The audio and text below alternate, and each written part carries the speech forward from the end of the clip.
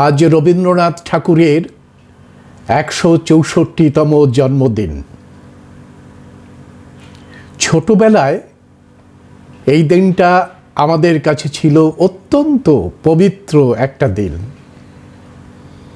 ভোরবেলা উঠে স্নান করে নিতাম, সামান্য খেয়ে দিয়ে রাজ্য সরকার পরিচালিত রবীন্দ্র জন্মদিন পালন হতো রবীন্দ্র সদনে। সেখানে দল বেঁধে চলে যেতাম আমরা। আর এই জন্মদিনে গান গাইতে আসতেন সেই সময়ের সমস্ত দিগ্গজ, যে সমস্ত শিল্পীরা। তাদের মধ্যে আমার প্রিয় সাগর সেন, অর্ঘ্য সেন, দ্বিজেন মুখোপাধ্যায়, সুচিত্রা মিত্র, কণিকা বন্দ্যোপাধ্যায়, মান্না দে, সন্ধ্যা মুখোপাধ্যায়। সব থেকে আকর্ষণ ছিল আমাদের হেমন্ত মুখোপাধ্যায়ের কণ্ঠে রবীন্দ্রসঙ্গীত শোনার জন্যে। আবৃত্তি করতে আসতেন জগন্নাথ বসু। জগন্নাথ বসুকে আপনারা রেডিও নাটকে শুনেছেন। উর্মিমালা বসু, পার্থ ঘোষ, গৌরী ঘোষের মতো সুকণ্ঠের অধিকারী আবৃত্তিকারকেরা। এক রাস আনন্দ নিয়ে বাড়ি ফিরে আসতাম। আর রবীন্দ্রনাথের মধ্যে খুঁজে পেতাম বাংলার শিল্প, সাহিত্য, সংস্কৃতি, একটা সীমাহীন ভাণ্ডার। বন্ধুরা, রবীন্দ্রনাথকে নিয়ে যত পড়েছি, যতবার পড়েছি, যতবার তার গান শুনেছি, গান গেয়েছি, ততবার মনে হয়েছে যে রবীন্দ্রনাথের পেছনে রয়েছে আর একজন বিখ্যাত মহাপুরুষ, তিনি গৌতম বুদ্ধ। গৌতম বুদ্ধের যে বিচারধারা, সেই বিচারধারা দেখেছি আমরা রবীন্দ্রনাথের গানে, কবিতায়, তার লেখায়, তার নাটকে ফুটে উঠেছে। যে সমস্ত নাটকগুলো লিখেছেন তার মধ্যে চণ্ডালিকা, নটীর পূজা ইত্যাদি ইত্যাদি, যে সমস্ত নাটকগুলো তিনি করেছেন, তার সমস্ত নাটকগুলোই প্রভাব বিস্তার করেছে গৌতম বুদ্ধ।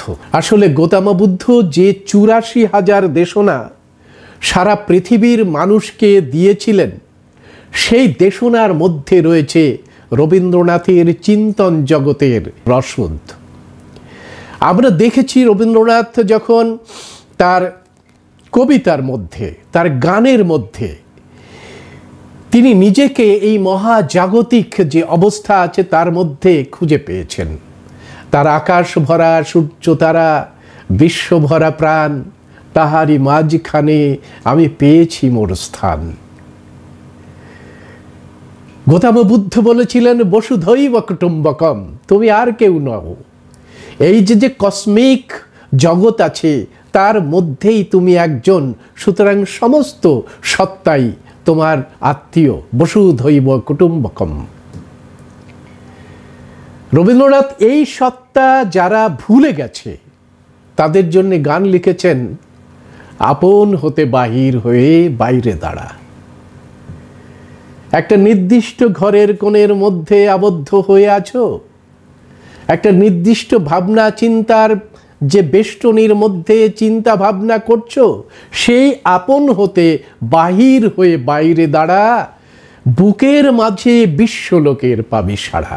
রবীন্দ্রনাথ গৌতম বুদ্ধকে অনুসরণ করে তিনি লিখেছেন, আপন হতে বাহির হয়ে বাইরে দাঁড়া, বুকের মাঝে বিশ্বলোকের পাবি সাড়া। গৌতম বুদ্ধ বলেছেন, বসুধৈব কুটুম্বকম। যে কবিতাটাকে নিয়ে আজকে আমি আলোচনা করব, সেটা সম্পূর্ণভাবে রবীন্দ্রনাথ একটি আত্মস্থ, একটা ধ্যান মগ্ন একজন কবি। তিনি দেখেছেন যে গৌতম বুদ্ধ যখন বলেছে যে মহাপুরুষরা যা বলে তা বিশ্বাস করো না, পুরনো গ্রন্থে যে সমস্ত কিছু লেখা আছে সেটাও বিশ্বাস করো না। একজন বিখ্যাত মানুষ যা বলেছে সেটাকে বিশ্বাস করতে হবে এমন কোনো কথা নেই। এমন কি আমি গৌতম বুদ্ধ বলছি বলেই তুমি বিশ্বাস করো না। আত্মদীপ ভব, তোমার মধ্যে একটা দীপ রয়েছে, সেটাকে প্রজ্বলিত করো। সেই প্রজ্বলিত আলোকের মধ্যে তুমি দেখে নাও কোনটা জীব জগতের জন্যে, কোনটা জীব সত্তার জন্যে সব থেকে কল্যাণকর, সেটাকেই গ্রহণ করো। এই যে উপলব্ধি, ভেতর থেকে উপলব্ধি, সেই উপলব্ধি নিয়েই আজকে আমরা আলোচনা করব। আপনাদের জন্য আমি একটি ভিডিও তৈরি করেছি, একটু দেখে নেব। আত্মমগ্নতায় নিজের অস্তিত্বের খোঁজে রবীন্দ্রনাথ ছিলেন এক অনন্য পরিব্রাজক, ভাবুক কবি। অন্ধকার থেকে আলোয় ফেরা, অজ্ঞানতা থেকে জ্ঞানের মার্গে বিচরণ এবং আত্মোপলব্ধির সর্বোচ্চ পরাকাষ্ঠায় উত্তীর্ণ হয়ে নিব্বাণ লাভের মাধ্যমে সমস্ত বন্ধন থেকে মুক্ত জীবন এবং বিশ্ব মানবতার বিজয় কেতন ওড়ানোই ছিল তার অভিলাষ।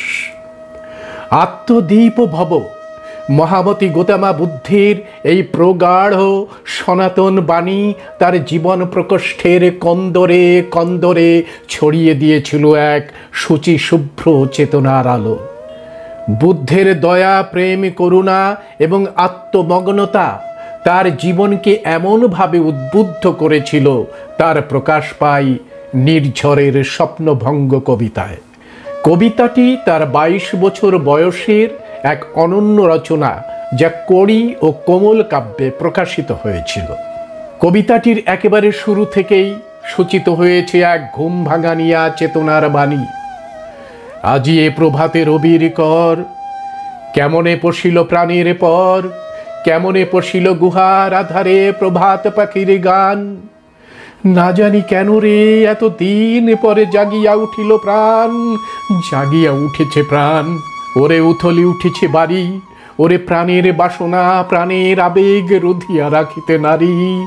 থর থর করি কাঁপিছে ভূধর, শিলা রাশি রাশি পড়িছে খসে, ফুলিয়া ফুলিয়া ফেনিল সলিল, গরজি উঠিছে দারুণ রসে।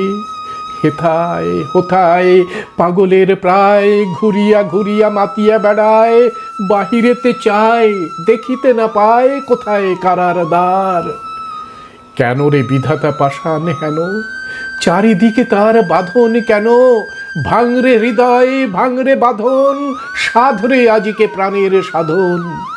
লহরীর পরে লহরী তুলিয়া, আঘাতের পরে আঘাত কর, মাতিয়া যখন উঠেছে পরাণ, কিসের আধার কিসের পাষাণ। উথলি যখন উঠেছে বাসনা, জগতে তখন কিসের ডর।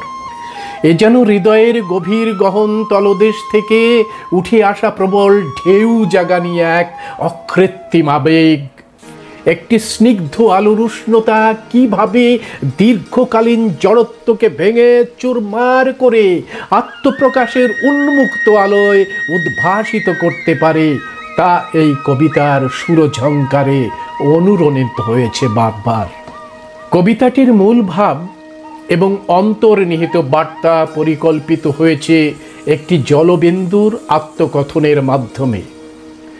এক অনন্তের অংশীদার সে, সীমাহীন জলরাশি তার একান্ত আলয়। কালের সুগভীর পরিকল্পনা মেনেই তাকে বিবর্তিত হতে হয়, বিভাজিত হতে হয় ক্ষুদ্র থেকে ক্ষুদ্র কণিকায়।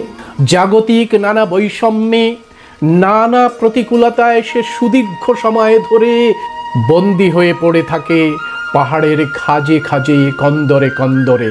শৈত্য আরো প্রকট হলে সে আষ্টে পৃষ্ঠে বাধা পড়ে যায় হিম শৃঙ্খলের অটুট বন্ধনে। শৈত্য তাকে ঘিরে ফেলে, সত্যি তাকে গ্রাস করে। সে ভুলে যায় ঘরে ফেরার তাগিদ, ভুলে যায় তার আত্মপরিচয়। একদিন অন্ধকারের আগল ভেঙে প্রখর সূর্য কিরণ তাকে উদ্দীপ্ত করে তোলে, ভেঙে ফেলে শৈত্যের বাঁধন। গুহার ভিতরে থেকে শুনতে পায় পাখির পূজন।